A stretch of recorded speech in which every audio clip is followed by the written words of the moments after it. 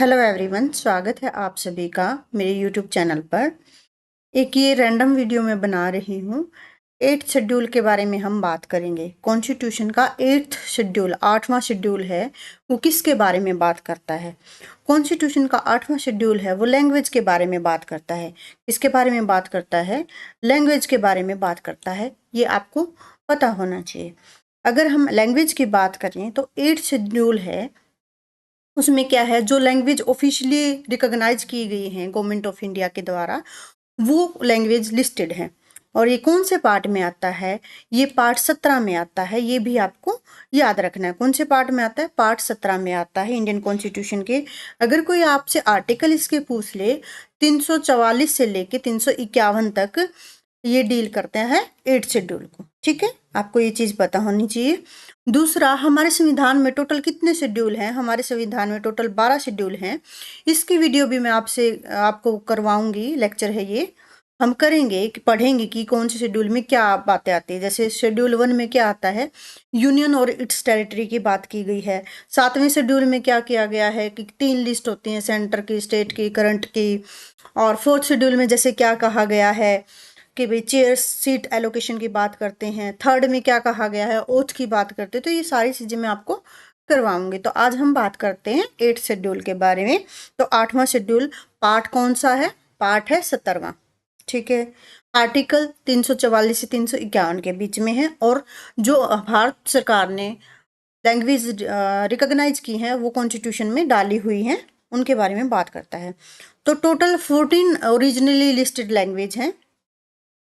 जो ओरिजिन, देखो कंफ्यूज नहीं होना है, 22 अब तक हमने कॉन्स्टिट्यूशन में डालते हैं। जब संविधान बना था तो उस टाइम 14 लैंग्वेज थी, ये आपको याद रखना है, जो हमने 8th शेड्यूल में डाली थी। जैसे कि उस टाइम कौन कौन सी थी? असमी, गुजराती, कन्नड़ा, उड़िया, संस्कृत, तेलुगु, मलयालम, बंगाली, हिंदी, कश्मीरी, मराठी, पंजाबी, तमिल और उर्दू। तो ये तो है ओरिजिनली लिस्टेड। अब जो 22 हैं, इनके अलावा और कौन कौन सी डाली हमने, मतलब 14 के अलावा और कौन कौन सी डाली हैं? देखो, हमने सिंधी लैंग्वेज डाली हमारे कॉन्स्टिट्यूशन में। अमेंडमेंट किया 1967 में, 21वां संविधान में संशोधन किया। बहुत इंपॉर्टेंट है, डायरेक्टली क्वेश्चंस पूछे जाते हैं। तो सिंधी लैंग्वेज को कब ऐड किया गया? 1967 में 21st अमेंडमेंट किया गया कॉन्स्टिट्यूशन में। फिर हमने कोंकणी, मणिपुरी और नेपाली, कोंकणी, मणिपुरी और नेपाली, ये हमने डाले 71st कॉन्स्टिट्यूशन अमेंडमेंट एक्ट किया 1992 में। अच्छा, इसको आप कैसे याद करोगे? कोंकणी, मणिपुरी और नेपाली, इसको आपने नमक से याद करना है। एन से नेपाली, एम से मणिपुरी और के से कोंकणी। तो आप इस तरह से याद कर सकते हो। फिर हमने 92वां संविधान संशोधन किया 2003 में। तो इसमें हमने बोडो, डोगरी, मैथिली और संथाली लैंग्वेज है वो ऐड करी। अच्छा देखो, इसमें आपने कैसे करना है, ये हमारा 71st कॉन्स्टिट्यूशन अमेंडमेंट एक्ट था जब हमने ये नमक वाली लैंग्वेज ऐड करी, नेपाली, कोंकणी और मणिपुरी। ये कब हुआ था? ये 1992 में हुआ था।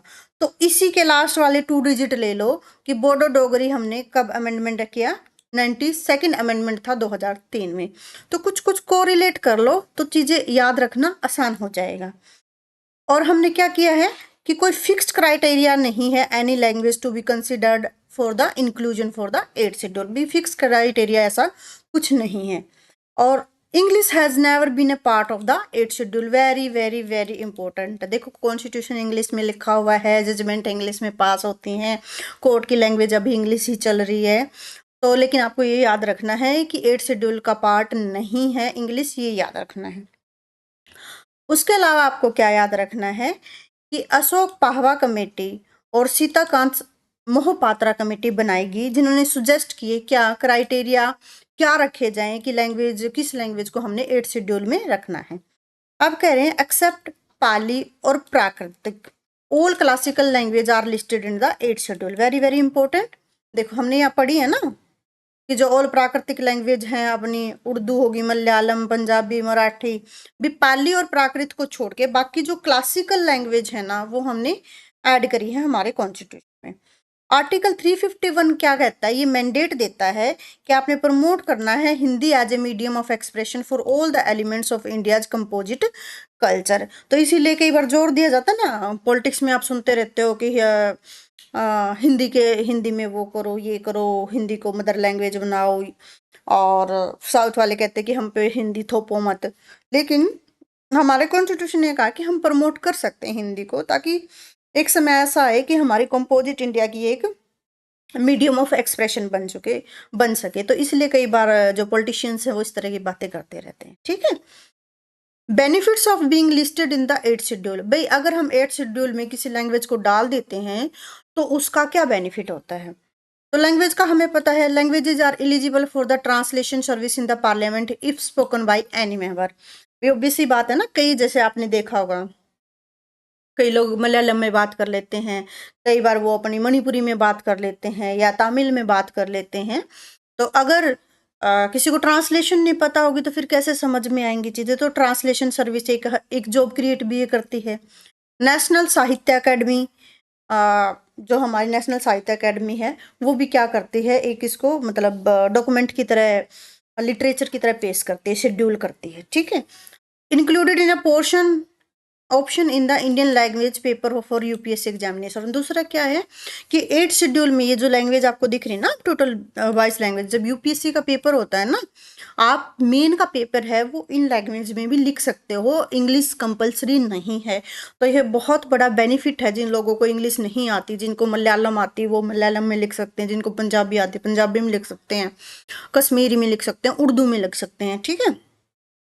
और इससे क्या होता है कि इस लैंग्वेज को प्रमोट करने के लिए जो ऑफिशियल लैंग्वेज है, क्लासिकल लैंग्वेज है हमारी, और जो 8th शेड्यूल में लैंग्वेज है, अगर उनको हमें प्रमोट करना है तो सेंटर की तरफ से हमें क्या भी मिलता है, फंड भी मिलता है कि इन चीज़ों को, मतलब लैंग्वेज क्या है, इनटेंजिबल हेरिटेज है किसी भी कंट्री की, किसी भी स्टेट की, मतलब कभी तोड़ा नहीं जा सकता।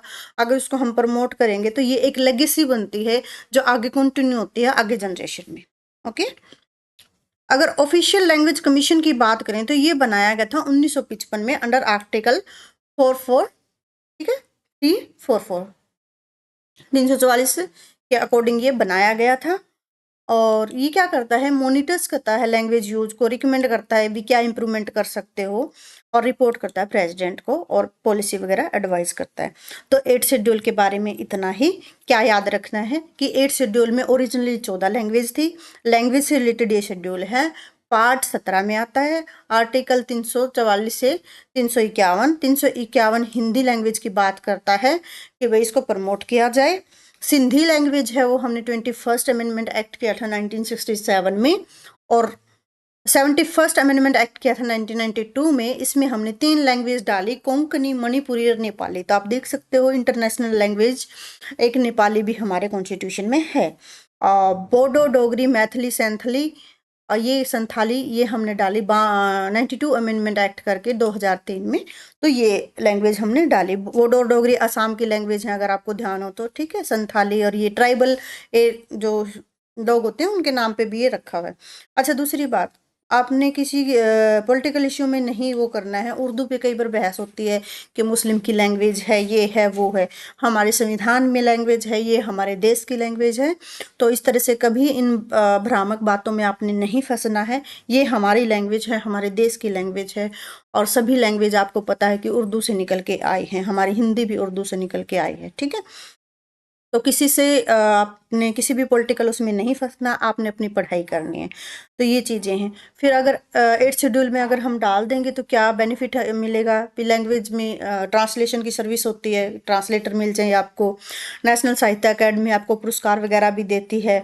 दूसरा, अगर आपको ये लैंग्वेज डेवलप करनी है, आगे इनको प्रमोट करना है, तो कॉन्करेंट लिस्ट में डाला जा सकता है और स्टेट और सेंटर से फंड लिया जा सकता है।